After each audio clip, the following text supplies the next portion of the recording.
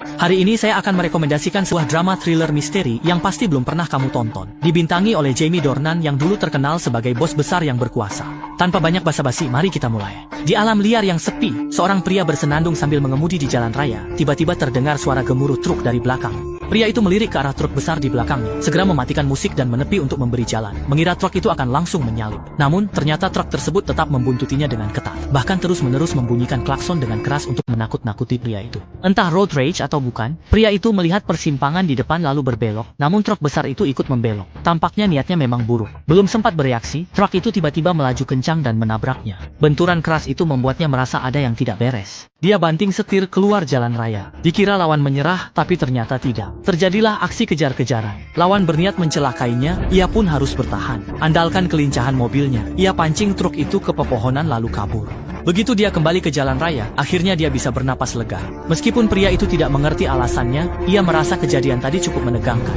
Namun sebelum ia sempat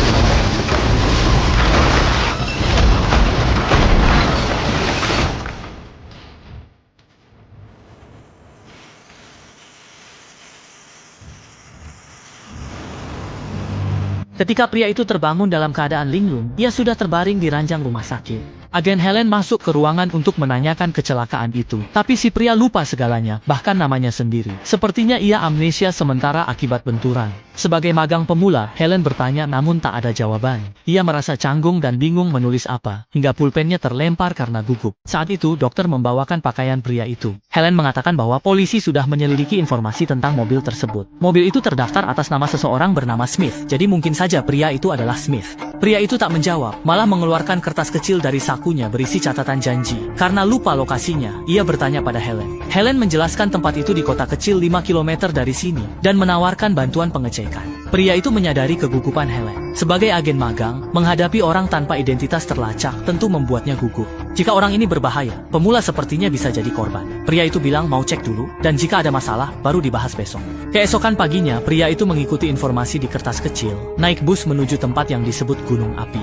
Ia bertongkat menuju restoran tujuan. Restoran masih sepi, belum buka. Manajer bilang pada Hei Mei kalau pria ini amnesia, tak tahu asal-usulnya, dan cuma mencari orang berbekal secarik kertas. Hei Mei membawakan minum, mendekat, lalu tersenyum bertanya, apa dia benar-benar lupa segalanya. Pria itu menggelengkan kepala, menandakan bahwa ia tidak sedang bercanda. Hei Mei bilang belum pernah bertemu pengidap amnesia dan bertanya jika ia butuh bantuan. Sambil memberi minum, ia tak sengaja menumpahkannya ke pria itu. Ia segera minta maaf lalu mengajaknya membersihkan diri di dekat sana. Hei, aku tidak bermaksud menertawakanmu tadi. Aku hanya punya kebiasaan.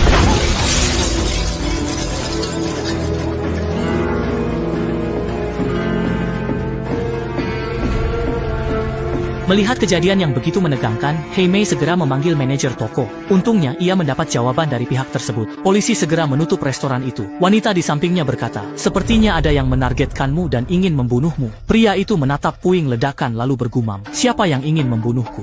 Untungnya, wanita itu cukup baik, ia mengantarnya ke penginapan. Ada pasutri baik hati di sini. Melihat pria itu sulit berjalan, mereka memberinya diskon. Malamnya, pemilik penginapan memanggilnya untuk menerima telepon. Ternyata, agen magang Helen yang menelepon. Katanya, rekannya menemukan kamera di lokasi kecelakaan yang mungkin miliknya. Mereka sudah memindai foto-fotonya. Helen ingin mengirimnya agar pria itu ingat, tapi dia tak punya email. Untungnya, pemilik penginapan meminjamkan alamat email miliknya. Akhirnya, pria itu melihat beberapa foto batu aneh di komputer. Ibu pemilik penginapan mengatakan sepertinya itu adalah batu nala yang tidak jauh dari sana. Pria itu pun segera menanyakan lokasi pastinya kepada beliau. Di sisi lain, pria berjenggot membawa bunga ke rumah sakit dan bertanya pada resepsionis tentang pasien kecelakaan kemarin. Petugas bilang ia sudah pulang dan menawarkan mencatat kontak pria itu. Pria berjenggot berterima kasih. Namun saat keluar, ia langsung membuang bunganya ke tempat sampah. Saat itu, pria itu naik mobil pemilik rumah ke area bebatuan di foto. Tapi setelah melihat sekeliling berkali-kali, ia tak ingat memori apapun. Akhirnya mereka pergi ke toko terdekat untuk mencari petunjuk. Pria itu menceritakan tentang amnesianya kepada pemilik toko, dan ketika pemilik toko mendengar bahwa dia kehilangan ingatan, dia justru merasa itu sangat keren. Entah apa yang ada di pikiran orang ini, untungnya, dia menyatakan bersedia memberikan rekaman kamera pengawas. Akhirnya, pria itu melihat dari rekaman bahwa dirinya tampaknya membeli sebuah boneka koala. Melihat hal itu, pria tersebut semakin bingung, untuk apa dia membeli mainan itu. Lalu mereka pergi ke pom bensin terdekat, dan pria itu juga menjelaskan kondisinya. Petugas bertanya apakah dia serius. Sepertinya petugas itu memang mengenal pria tersebut. Tak lama kemudian, dia mengeluarkan sebuah buku catatan yang mencatat nama setiap orang yang pernah mengisi bensin. Dengan petunjuk dari petugas, akhirnya dia tahu namanya adalah Bandi. Dan petugas itu juga memberitahunya bahwa sebelum pergi, dia sempat ke kamar mandi. Akhirnya, Bandi meminta kunci dan bersiap untuk memeriksanya. Namun setelah dia masuk, selain bau busuk yang menyengat, tidak ada apa-apa di sana. Ia keluar lewat pintu belakang, menoleh sekitar, namun nihil. Saat mau balik, ia malah melihat boneka koala di sampingnya. Pas mau bawa bonekanya masuk, mendadak ponsel di dalam berdering. Setelah dia membelah boneka itu, ternyata di dalamnya ada sebuah ponsel yang sedang berdering. Setelah Bandi mengangkat telepon itu, seorang pria berkata bahwa akhirnya teleponnya diangkat. Lalu dengan panik memohon agar Bandi menyelamatkannya.